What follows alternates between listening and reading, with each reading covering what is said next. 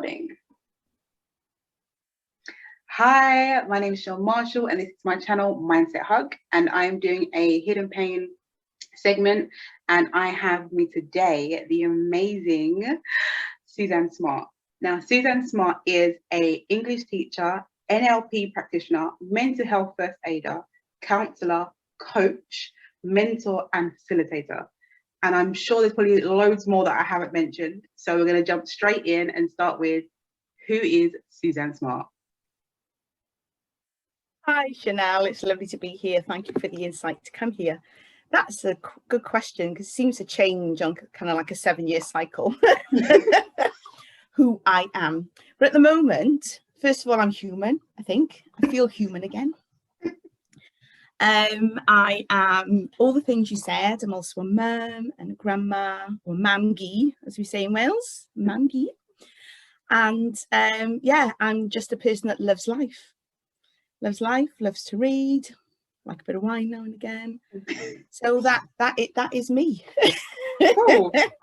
So my second question is, what drew you to Reiki healing, and could you tell us a bit more about what Reiki healing actually is? Okay, so Reiki healing is a set of what we call attunement. So you have symbols that are kind of infused with universal energy, and Reiki practitioners and Reiki masters, they attune your chakra, which are the kind of the little life cycles, life circles that spin in your aura. And they need aligning simply because, you know, when they're out of line, it's when you feel out of whack. Mm-hmm. So you have from your crown to your third eye, to your throat, to your chest, your sacral, it's gone, sacral, solar plexus, and root chakra. So that they're the alignment, and they each relate to different parts of, you know, your body. They control your all your different systems, so your endocrine system, your digestive system, all the systems that your body has, they control all of those. They control your skeleton. So, you know, for instance, when after a fall, very often they can be jagged and jarred. So what will happen is you will go through a Reiki treatment, and they will then align you so that, you know, you feel so much better in yourself, and it accelerates the healing process. Cool. So what drew you to Reiki? I've always had a healing gift, but it used to scare people off. From, you know, a very young age, I remember people say, oh, come and sit on my lap, come and be with me, come and sit by me. There was something about being around me that they would, you know, just be filled with something good. And so I kind of started to search and develop and look at ways that I could best utilize that. But for instance, you know, I'd be in a group somewhere, and somebody would say, oh my gosh, my head, or, you know, my arm. And I say, look, I've got this gift, and I put my hand on them, and they would be fine after a few minutes, and they'd look at me, what did you do to me? You know, and you're supposed to be happy, say thank you, you know, be grateful. Yeah. However, it was like, people used to run a mile. Yeah. So I just kind of stumbled on Reiki and thought, yeah, it just opened a door for me. So I thought I can do that. And because it works with the way that I use the gift as well. So it serves kind of like an umbrella, because people could say, they either say, oh, I know what that is. Or they say, I have no idea what that is. And you say, well, you can look it up. And then they look it up and they're fine then, because it's sanctioned, you know. It's not all woo woo then. It's like, no, okay, yeah, there's something in this. All right, cool. Yeah. It's a thing. Yeah. We're all right with that. So that's what drew me to Reiki, but I absolutely love it. And it, you know, it's taken me through my journey, and so many other people on, you know, on their journeys. Because you've even done it for me, like you sent, like I was to say, virtual healing through the waves, and I actually felt it. And I thought at first, I was thinking, okay, I believe in my crystals, you know, but through the airwaves, are you sure? But I actually felt it. I was just like, Okay. Okay, this is interesting. Thank you, but this is new. This is Right. really new. So yeah, it does work, guys. It does work. It does. Even It does. virtually, it works. Yeah, yeah. The thing I love about distance healing is that I will always say, just close your eyes and accept it. And once you accept it, it's there, you know. And I love the different ways that people accept. So some people will see colours, others will just feel like a coolness come over their bodies, others will feel warmth, like a big hug, you know. And I love it when I get the feedback. So yeah, it's great. Yes, I was really excited. I was skeptical. Yeah. I was happy when it worked. And I'm now a believer. Does being a school teacher make it easier to coach women into becoming their better version of themselves? I think so, because I will always say I'm a social worker before I'm a teacher. And you know, the demographic that I've always worked in has been full of deprivation and people that have issues, and when the adults have issues they rub off on the children. So you know, somebody comes to school and they're very unkempt, no bag, no pen, no pencil, and the first thing you have to do is kind of take them aside and, you know, give them a good looking over. Right, okay, now tell me what's up, you know. Just give them a listening ear, and that very often is enough for them to say, right, okay, I'm ready to go inside now. Yeah.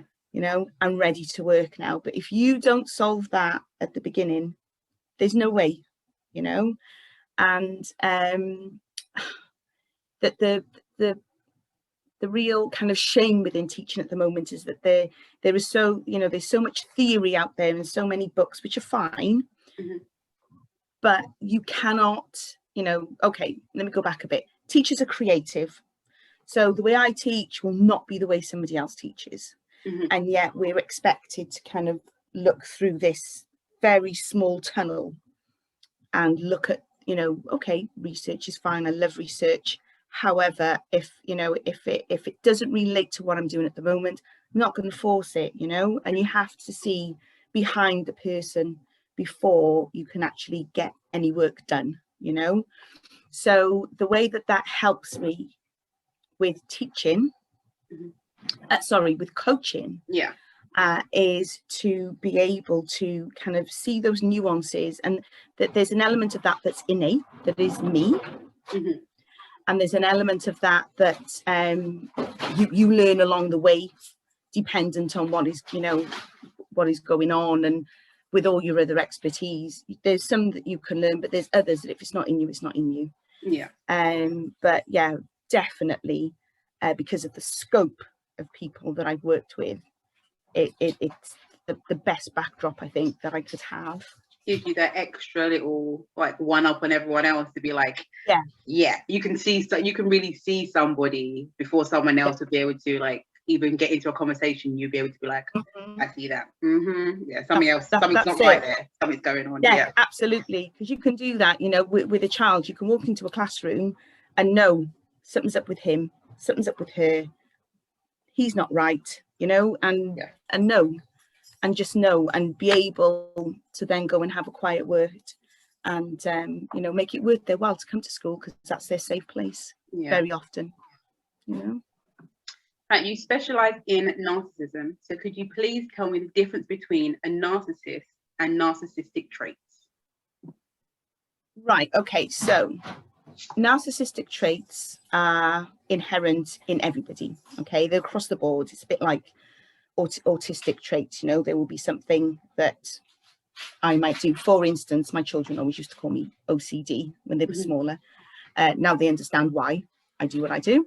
You know, oh, you're OCD, because everything has to be clean and everything up, you know. And so it's a bit like that. We all have these traits where, you know, certain elements of ourselves that are more pronounced, if you like, than others. So and narcissistic traits are really a defense mechanism. So when you feel threatened, you know, depending on which one of the fight, flight or freeze elements you will kind of connect with. It's the narcissistic trait that will kind of help you to fold in. But where it becomes toxic is when people use the skills, if you like, that they have, and their need to express themselves and their need to be kind of one up on people, when they use it harmfully against another. So a narcissist will deliberately set out, you know, they will find somebody that they can mold and shape and make their little mannequin, if you like, and, you know, have them do things that they decide they want to do. You know, once you're with a narcissist, the time comes when you don't have a choice. The choice is very slowly chipped away at, you know. So just so I fully get it, because I'm like, people throw around the word narcissist like you would tell and be like, oh, okay, you're an idiot. They throw it around just like that, and it's knowing the difference between just having one of the traits and having that, then having the full bag, the truckload, and just being like kind of like an evil, like, what can I do next? Do you get what I mean? Yeah. And it's just knowing that difference and not throwing that word around like just so loosely, because not everyone fits that narrative. So it's like, be careful what you say and know the difference. That's why I wanted to make sure I asked you that question, so people actually would know the difference between traits and a true evil under the stairs freaking narcissist. But yeah, absolutely taking over the world, you know. Yes. Now we also hear the word trauma a lot. Like, for instance, you normally would hear it in a sense like someone's going to hospital and they're like, oh, they've got head trauma, and relate it to that kind of thing. But like, what does trauma actually mean? And is there negative and positive trauma? That's a really good question. So trauma can be physical. It's basically an event that alters your state.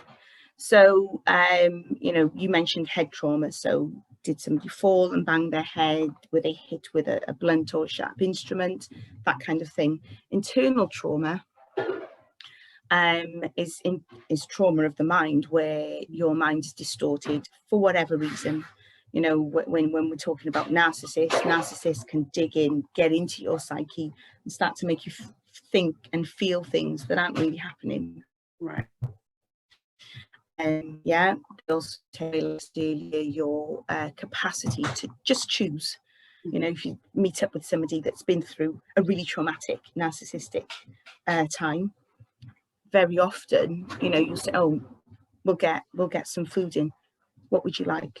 Oh, you choose. Because that it's almost like a toddler. If you say to the toddler, you know, do you want the pink one or do you want the red one? And they end up on the floor kicking and screaming because they don't have that capacity yet. That hasn't developed. Yeah. So so trauma, you can have all sorts of trauma. So PTSD after, you know, having an accident or seeing or being around something that you know, it has been life changing. So soldiers at war,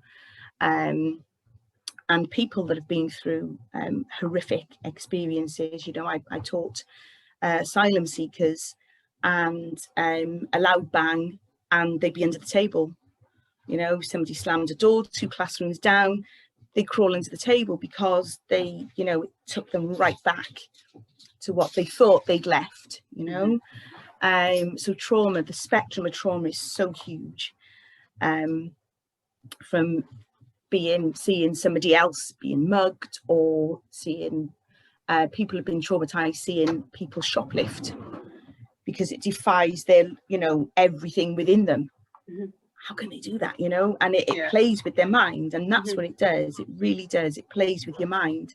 So it's just this huge spectrum of distortion. Is there a positive side of it, or is it just? I think that is down to whoever the trauma has happened to. You know, I call myself a thriver, not a survivor. I think if you're just surviving, you're just getting through. Right. Once you get to the stage where you can really overcome and thrive, I think then you can take positives out of that. Right. Whether you view it as a positive event, entirely up to you. But I do know of a lot of people that say, you know, I'm really grateful for that because that's what's made me. Oh, thank you. Now, the work that you do is very emotionally heavy. How do you look after your emotional health? I make sure that I'm grounded, that I keep connecting with me, because again, once you've been through any kind of toxic experience, that's what you lose your essence very often, you know. So once I found that again, I make sure that I check in with that. How am I feeling, you know? I say to my clients during sessions, on a scale of 1 to 10, how are you? And I always encourage them when they're journaling, keep a check on that. Ask yourself, wake up every morning and say, how am I feeling on a scale of 1 to 10? Between 5 and 8 is kind of where we want to be. Any lower than that, then, you know, you need to start checking in, having a body scan. Where is it? What is it? What's happening around me? What's happening within me to bring me down? Anything above 8 is going to be special occasions, good news, you know, seeing somebody, getting a hug, watching a movie, that kind of thing, you know, indulging yourself. So 5 to 8 is a really good place to be. So I meditate very often. I journal. I make sure that, you know, I check in on friends. I send out positive affirmations and little quotes, and just make sure that I'm constantly checking in with myself. How am I feeling? How am I doing? And if it does dip, and you know, it can happen to all of us, any one of us, as my doctor once told me, can be the other side of the table. Yes. And you know, if I do start to kind of dip, right, okay, stop everything, stop the world, get off. Find some grass, take my shoes off, ground myself, do that body scan, do some Reiki, some self-healing, meditate, maybe go to bed earlier, maybe have a warm drink, you know, sit down, watch a movie, wrap up in a blanket, whatever it takes to just redress that balance and put me back in that 5 to 8 spot. Put me in that 5 to 8, yes please. Sometimes Prosecco helps. Oh, no. Why catch all that? See, it's part of your 5 a day, but it's grapes. It's grapes. Part of your 5 a day, it's grapes. Yeah, love fizzy grapes. 110%. Now, have you experienced hidden pain, and if so, how have you dealt with it? Oh my goodness, yeah, on a few levels actually. Gosh, where do I start? Okay, so hidden pain, particularly having gone through narcissistic relationships, all of that pain is hidden. And what sets it apart is from physical abuse, is that, you know, physical abuse, you can see the scars, you can feel where you hurt, and you can, you know, kind of soothe yourself. With hidden pain, and hidden pain when you don't know what it is, for a start, when, you know, your instincts are telling you one thing, but the outside world is telling you something else, or you're too afraid to kind of face that pain. Oh my goodness, yeah, it is. Gosh, it is crippling. It really is. And with that come the triggers. Now, my triggers were particular car engine, especially pulling up to the house, and then the key in the door, and you would feel, or I would feel, that cortisol and the adrenaline just starting to rise up, starts in your big toe, and it just rises totally involuntarily. and you know, you don't know why. Your subconscious is getting you ready, and for a long while you just do, you know, you do not know why are you in this fight, you know, fight, flight or freeze, you know. And my, you know, initially my reaction was always to fight. Yeah, I'm a fighter, and I would always fight back. But then after a while you think, what is the point? So you swallow, you know, and you swallow and you swallow and you keep swallowing, and then that little ball, or that, you know, everything that you swallow turns into this little ball of concrete, if you like, this little crusty ball that just layers over and layers over. And that is painful, because that sits there because you don't have a voice anymore. It sits there because, you know, your heart is breaking, because it's trying to tell your head what's going on, and your head is in such a state that it can't listen. That connection is broken. And you know, it can sit here in your solar plexus, so, you know, your tummy area, and it manifests as physical pain. So but not physical pain where there are any bruises or anything broken. Yeah. So it really does, and, you know, it can cripple you. So and, you know, clients of mine and people that I've spoken to, they've told me, you know, they could be stood in a queue in Marks and Spencer with their shopping trolley full, or their basket, and they will hear something or smell something, and it just sends them into fits of tears, or the next thing they know, somebody's, you know, fanning their face because they fainted. And it does really get you like that. So hidden pain is chronic, you know, and it really does manifest as physical pain. You feel it, you know. People die of a broken heart. It's real, you know. So yeah, it's awful. But they, you know, that it was mainly connected with the triggers, and, you know, the key in the door, because you don't know what side of the face you're going to be looking at, or a certain phrase, do you know something? And oh my gosh, and I used to stop dead in my tracks, just stop dead in my tracks and think, oh no, what's coming now, you know. So it for me, that was the biggest thing. It was those triggers, and they were the most difficult to get rid of, because they just come like a freight train when you're least expecting them, and, you know, sideswipe you, you know, totally floor you. So that's the first thing we look at. The biggest question for me is, because I know I've always been, like I say, I hold my hands up, and I've said it before, like, if someone is in an abusive relationship, be it physical or mental, is the person's like, so why don't you just leave? And it's like, because to someone who's on the outside looking in, you would think, well, that's the obvious. Like, yeah, absolutely. Especially if you don't have a lot of things, like, because say a lot of cards in the game. For instance, if you don't have children, you know, if you're not married and you're just living together or whatever, like, it's like, well, why don't you just leave? But can you explain to the viewers as well, like, why it's not as simple as, well, just pack up your stuff and leave? Yeah, that is a difficult one, because that's the first thing, you know, when you do leave, that's the first thing you ask yourself, why did I stay so long? You know. But there are all sorts of things, and like you say, how many cards in the game do you have? You know, for me, I never wanted to be a single mum. I never went into a relationship to be a single mum. I never got married to be a single mum. I never got married to divorce. You know, and for you're especially with narcissism, and, you know, incidentally, I really believe that narcissism opens the gate, is the gateway, just open for the physical stuff to happen. Not every narcissistic relation will end up being physical, but, you know, you go out with somebody and within 3 days you're going to punch on the nose, you're saying goodbye. You know, give it a year, 2 years, 3 years after your defenses are down.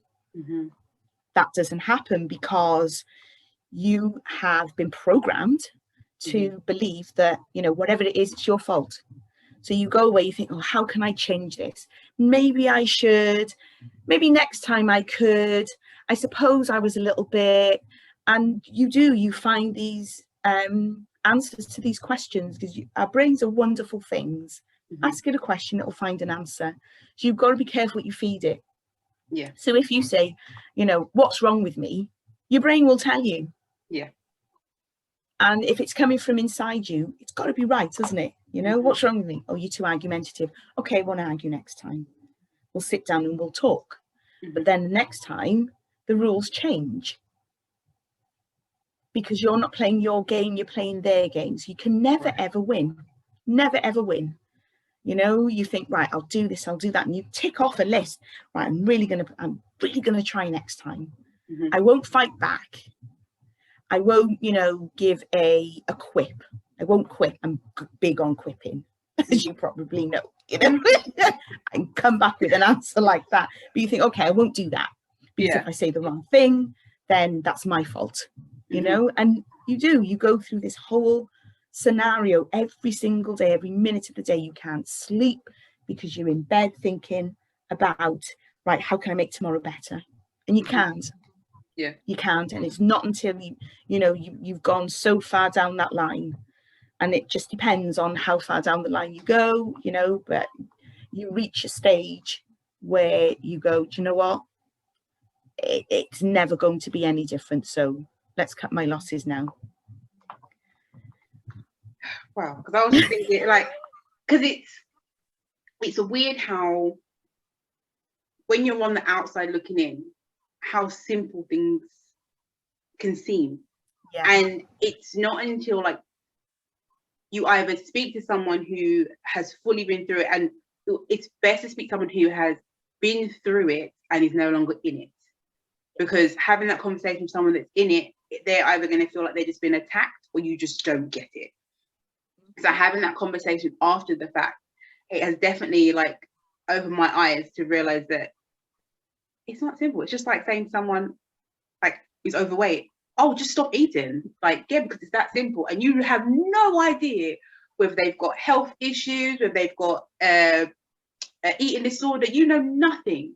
But you're just quick to like, yeah, just, you know, stop eating and exercise. Like, it's that simple.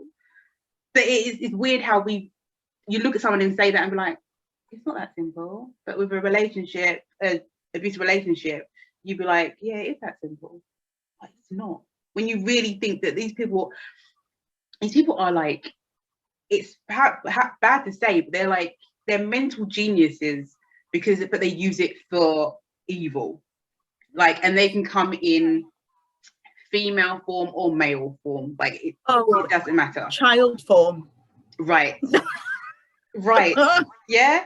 So it literally is like, they like to get into the mind, because you can see some people that you're like, they're super strong, like they're very like 100% like gun-ho, and then you find out they were in an abusive relationship and you're like, how'd that happen?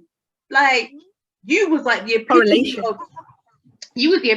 of strong and strength, and you wouldn't take no mess from no one. Yeah. And this is you now, like, how? Yeah. You have to literally look and be like, yeah, they are like, it is. And it's also down to like, once you get into the brain, it is hard to get someone out to shake them off. Yeah, 110%. But that you know, gosh. Yeah, you touched on this earlier, and I just want to say, like, would you call yourself a victim or a survivor of abuse? Oh my gosh, definitely not even a survivor. I was a survivor, but I'm now a thriver. Yeah, and the difference is that, you know, you survive when you get out and you can kind of put one foot in front of the other and still kind of hold things together. But I think once you you know, I will always go back to the triggers, because they were the biggest thing for me, and they're the biggest thing for so many other people as well, because like I said, they just sideswipe you. So when you can kind of identify what's coming, because they still keep coming, but you know, you get to a stage where you can identify them, say, I see you coming and you have no part to play now, go away. And they have to turn their heads in shame. I thought you weren't looking, and you know, jog on, as it were. You know? But yeah, most definitely a thriver. because, you know, for that reason. And I think once you've crossed a certain threshold, you know, and just like you were saying earlier, you know, I could leave the house and dare anybody look at me sideways, you know. Yeah. And so many people would, you know, how did you still smile? I just don't believe it. I don't believe you know. In fact, I have a cousin, lots of cousins, but this particular cousin, she read the first chapter of my book and called me and said, how come I didn't know your story? I said, because nobody knew. And there were still layers off that, you know, layers that on a daily basis that you can shave off and think, oh my goodness, I forgot about that bit.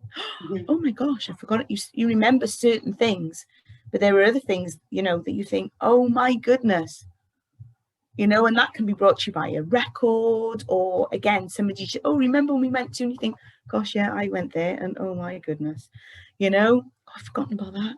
Yeah. And so, you know, when you can do that and you can kind of on a daily basis just think that, and you can separate out those memories, the good from the bad, from the indifferent, and it not make you shake anymore, or, you know, not stop you in your tracks anymore, then, you know, you're done. You know, you've survived and you're thriving. Yes. Takes some work, but it can be done. Yes. It's like, because with you saying that, because it's hidden pain, and a lot of people, with me doing this YouTube channel and me telling my story, a lot of people were like, oh wow, I didn't realize it was that bad, or I had no idea, I didn't even know nothing about it. And you think to yourself, but you saw me, right? Like, you know, you saw me, right? Like, it wasn't like I wasn't invisible for like all these years that I was like going through this crap. But it shows how well we are hiding what is going on. Like, it's called hidden pain for a reason, because it is hidden unless you turn around and be like, hello guys, suffering here, yeah. In silence, okay guys, like, I need attention, I need help, I need support, I need it all. Like, it's mind-blowing. And even the fact of, like, when I was in hospital and after surgeries and stuff, and I'd get visits from friends and family, and I'm like, you guys know you came to me in the hospital, so I had a surgery. What did you think I had a surgery for? What, a strawberry went down the wrong hole? Like, I don't understand. Like, what do you think I was here for? Just leisure? Like, okay. You know, like, don't paper cuts me, dude. Like, I don't get it. Like, but it shows that if, unless you are literally standing up and saying, like, this is my story, I'm laying it all bare, for people to be like, oh, okay, yeah, right, so that was that then. Oh, okay, makes sense. Okay. But, you know, if you don't tell your story, who will? So, and you trumped me, because, right, we're going to get to this one. You recently won an award for the first chapter of your book, Positive Imprint. Can you tell me more about your book? Okay, so the book is an accompaniment to my coaching. In a nutshell, it is it tells my methodology along with kind of snippets of my story. I also have some people that are beta testing, so they're going through the program and kind of making notes and back office notes as well, you know, so how I treat them, my admin, and all that, you know, sort of other stuff that people wouldn't normally kind of think about when you know, when you go for coaching, go to counselling, it's the person and it's the healing that you want. So but I wanted some back end stuff as well. I'm a little bit OCD like that. As previously mentioned. So, it's not just the cleaning, babes. It's not just the cleaning. No, not at all. Not at all. Okay, everything, yeah.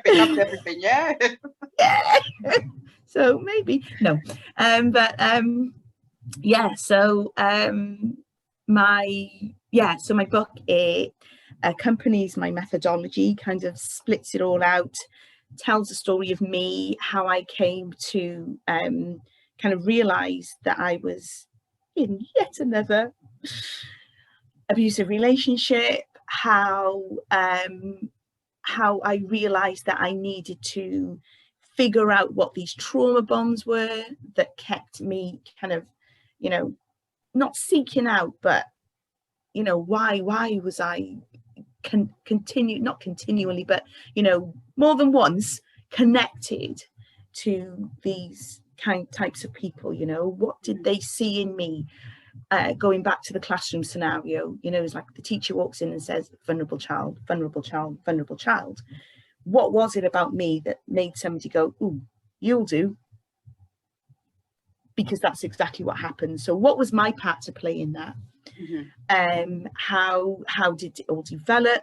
When did I realize that I needed to run? And what happened kind of after that, you know? So I touch on just snippets of my story. And it's, you know, it's not, although for a while I was a victim, mm-hmm. and I can go back to a time where, you know, I kind of wore that victim mentality like a badge, mm-hmm. Without realizing it. So it was, you know, it was all part of my journey to go back, way back, see where everything happened, where it all began, and then unpick it as I came along. And that's kind of what the book does. It takes me on my journey, and I was just hoping that, you know, the outcome of that is that some people would read that and say, oh my gosh, that is exactly how I felt. Because unless you can kind of relate to that with somebody, mm-hmm. you know, you do feel all alone. You know, you really do feel all alone. And especially if you're with a narcissist that puts himself out to everybody else, like he is the best thing since sliced bread. And people are telling you all the time how lucky you are to be with them. Mm-hmm. And it just gives them their narcissistic supply when you're, you know, when you're together. So you think, well, if everybody else can see all of that, and, you know, am I being really cruel to him? Am I expecting mm-hmm. too much? Am I not seeing what they're seeing? And, you know, they all can't be wrong. Mm-hmm. Well, bloody hell, they can. Very often they are. Mm-hmm. But that's another thing they do. They get the buy-in from everybody else. So you then feel isolated because you can't go and talk to anybody. Because no, oh, don't be silly. It's just like with the hidden pain. Oh, we probably didn't mean it like that. Mm-hmm. You know, are you sure? What do you mean? I was there. Yeah. You know? Are you sure? I was there. Well, you know, maybe you're blowing it out of proportion. Mm-hmm. But he held me up against the wall by my neck. Mm-hmm. Well, you know, he's been under a bit of pressure lately. Haven't we all? You know? Oh, cut him a bit of slack. He looks after you, doesn't he? Better the devil you know. I don't want to know no devil. I don't want to thank you. You're going up the devil. Thank you. Thank you. You have him, you know. So yeah, it, you know, it's that, yeah, it's that vulnerability. And once you can nab that in yourself, you can work on that and, you know, overcome that and go on and live a wonderful life full of sunshine and roses and daisies and butterflies and sunflowers and prosecco.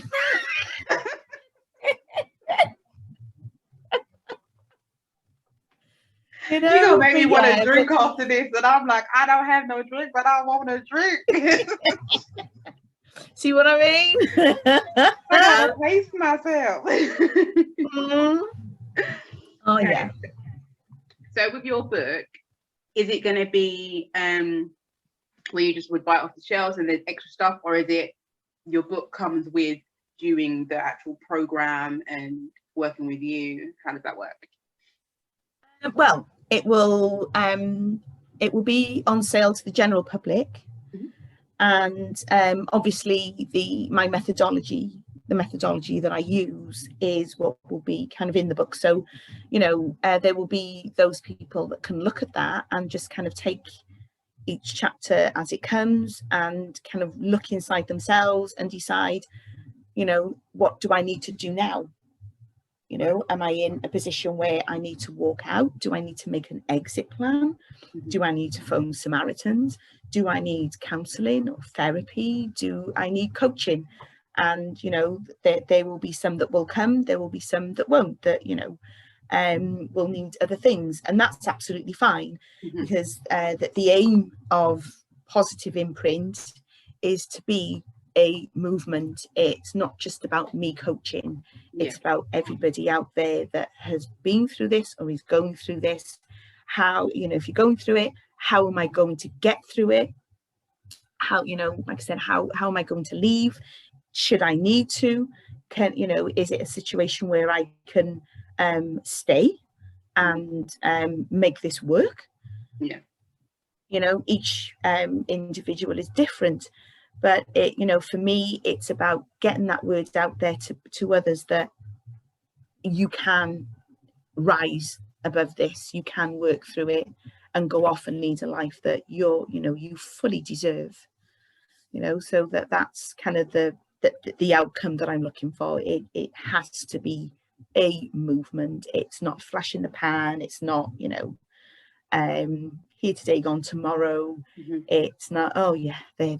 It's not. It's for people to wake up and look and see and to identify with that and say, yeah, I know right now what I need to do, whatever that course is that they're going to take, whatever their journey is, they can take the next step towards that. Awesome. Do you feel that you have turned your pain into your purpose? Oh my gosh, yes, most definitely. Oh gosh, yeah.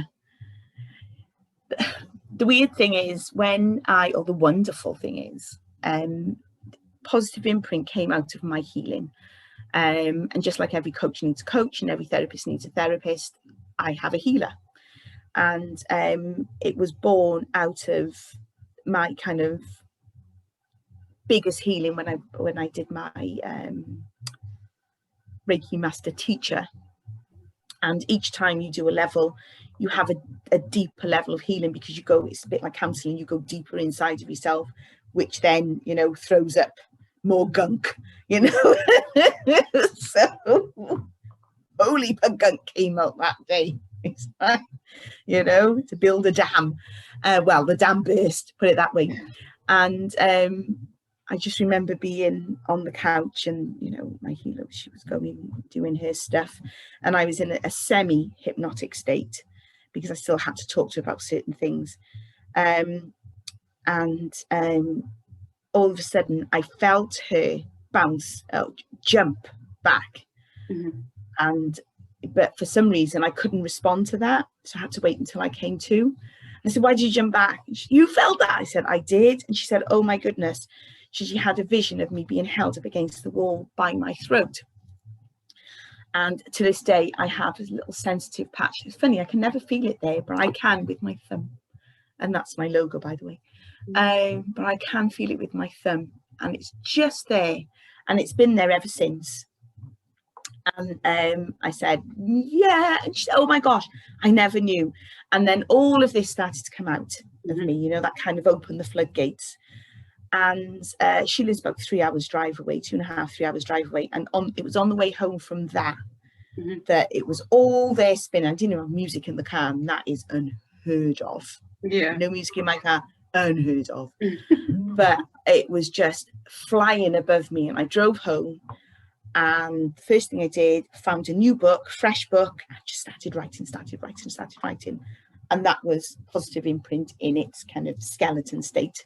So, you know, that was, there was no other way to explain that. You know, that was came straight into passion there, because I thought, right, I know exactly what I want to do. I'm going to help other people now to come out of this. How am I going to do that? Who knows? But, you know, that was the start of that. And that came directly out of letting all that go and facing that head on. It's like when you do finally say, okay, right, I am gonna take your pain and make it into your purpose. You do open that gate. You have to open that gate, because if you don't, then you're still living with your representative going, oh well, this is who, you know, everyone wants me to be. Yeah. And, okay, yeah. And I made that transition, but then I fully made the complete transition, especially with like the channel and being a coach. You do kind of feel like you have to have this representative of like what a coach is supposed to be. Like, you know, so you can fit into this little narrative of, okay, well, you're supposed to be professional. You're supposed to be, it's like, no, just take me as I am. If you can't take my message with me basically being in your face, probably gonna have some sort of joke in there or whatever. If that gets lost in translation for you, then me and you are not supposed to work together. Like, absolutely. Instead of me being all buttoned up and tight, like, oh right, yes, yes, yeah, okay, great, yeah, okay, right, yeah. Like, no, babes, this is all of it. Yeah, take it. Absolutely. Bring a knife and fork. Yeah, yeah. Dig in. Exactly. Yeah. One up on teeth. Yeah. And that's why when people say, you know, oh my gosh, you're going to be a coach, aren't there enough out there? Well, no, because I will attract those people that connect with me, that are aligned with me, aligned with my vision, aligned with, you know, my thoughts and my experiences, and value me as a person. Yeah. You know, they you know, for instance, I did a summit the other day, and that, you know, this particular one, two coaches, myself and another coach, sat and kind of, you know, listened to what she had to say, and you know, till in the end said, right, okay, this is what, you know, this is what I can do, and this is what this other coach will do, but very similar, but this other coach has this. And she said, well, I'll go with that, the other coach then, because that's really where I want to be with that. Absolutely fine. You know, and that, you know, that it this is where it's at. You know, I want somebody that's going to come and appreciate me for who I am, appreciate my expertise, not come and tell me, you know, because you see in training courses, when you go on training courses and things, and you're just like, oh my gosh, people sat, you know, supposed to be listening to the trainer and telling the trainer how they would do it. Yeah. No. We didn't come, you know, we didn't pay to come and see you. We came to pay and see this person. So let's all take in, you know, you're one of us. Listen and learn, you know. We'll chat later about what you know. That's the time to do it, you know, over lunch or break or whatever. But not while this person is there trying to do their expert, you know, do what they're there to do. That's it. I think it kind of comes a lot with what you said. If the person doesn't connect with you, or they don't see you getting them where they need to be, or whatever it is, if you was to then take that and take that personal, then once again you're making it about you, and it's not about you. It's about them and their progress and what they need to do in the next step of their life. And that's the point of being a coach, is you want to help other people. It's not about you. So you got to realize, absolutely, like, it's not about you, man. No, it's not about you. So like, you put yourself out there to be like, take me as I am. Cool. And now it's for you to then facilitate that person. So if you're going to take it personal, then you're in the wrong industry. Yeah. Most definitely. You can't, you know, expect. It's just like, you can't expect everyone to like you. You can't expect everyone to come to you to coach. Couldn't cope with that. You know, there are one in three people worldwide that are in or have been through some kind of abusive relationship. I can't do that. You would never sleep. No, exactly. What good will I be to anybody, you know? No. Without the self-care. Nah.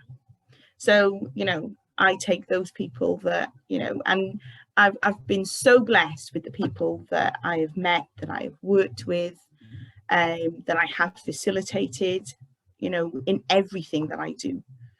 That it, you know, and there's nothing like that to tell you, yeah, you're in the right place, you're doing the right thing. you know. Now, if you could speak to your younger self and give yourself advice, what would it be? Oh my goodness, that's such an easy one. Use your intuition. You have it. It's there. It's speaking to you. Mm-hmm. Don't block it out, and don't let all the other voices drown it. Use that intuition, because that's you. That, you know, there's a part in my program where we work with intuition, and it's one of the eyes, and and that's, you know, all about that, getting in touch with that inner spark of the divine, because that's what your intuition is. Mm-hmm. It's your inner tutor. It's that bit of the divine that says, this is you, this is your unique Mm-hmm. kind of essence, you know. And once you lose touch with that, oh my goodness, that's when trouble starts for you. But once you start to pay that some attention, and you can feel it just flowering inside of you, and then Mm-hmm. burning a hole, you know. Wow.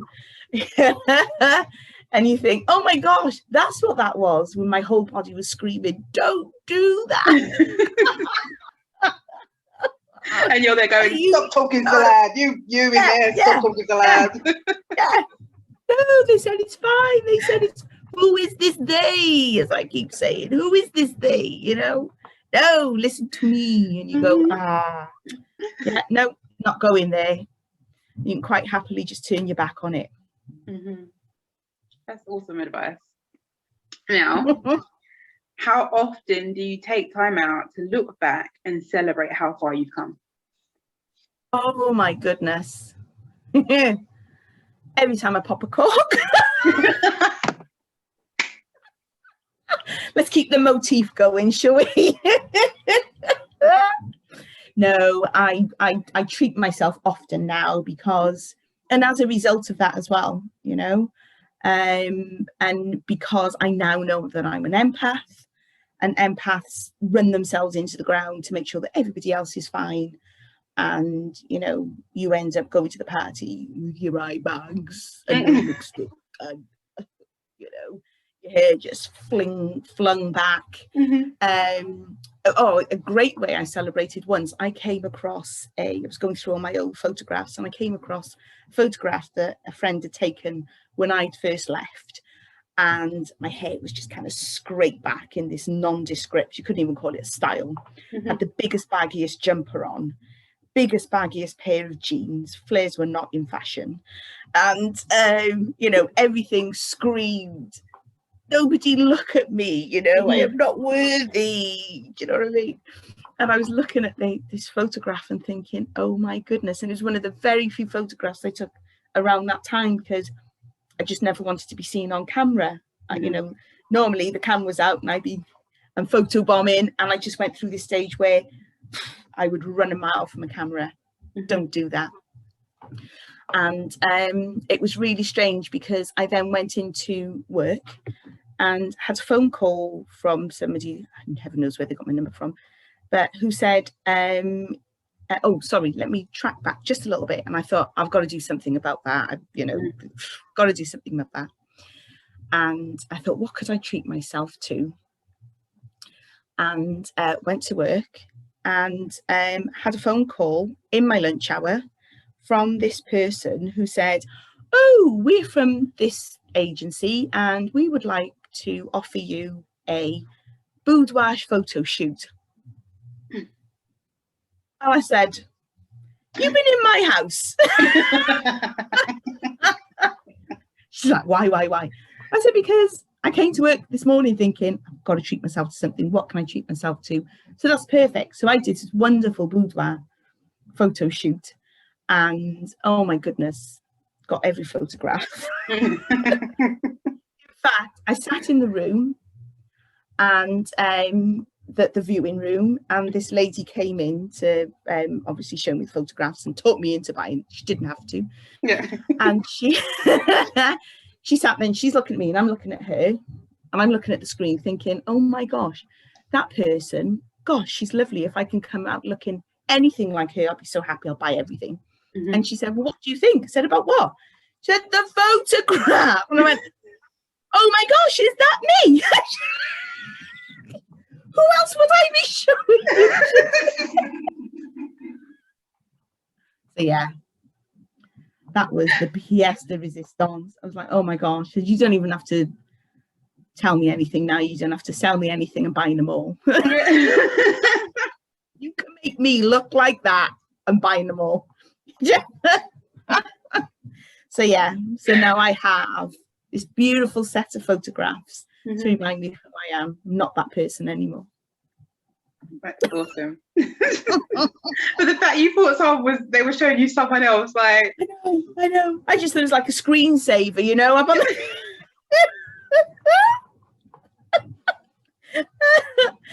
Oh, we had a good giggle over that. Oh, wow. Awesome. So, my last question for you is, what is next for Suzanne Smart? Oh my gosh, that is a really good question. So, obviously I've got my book coming out very soon. Had a word with my publisher the other day, and she assured me that if I can get it by the end of next month, which I shall, then we'll be looking at an autumn launch. So hopefully I want a nice big place where everyone can come with their posh frocks and, you know, so that'll be really lovely. Expand on my coaching practice. I've got so many fingers in other pies as well. I'm part of the Health Hub Academy, so I'm an affiliate there. So we'll be developing courses and having more meetings and having people come to, you know, advice to.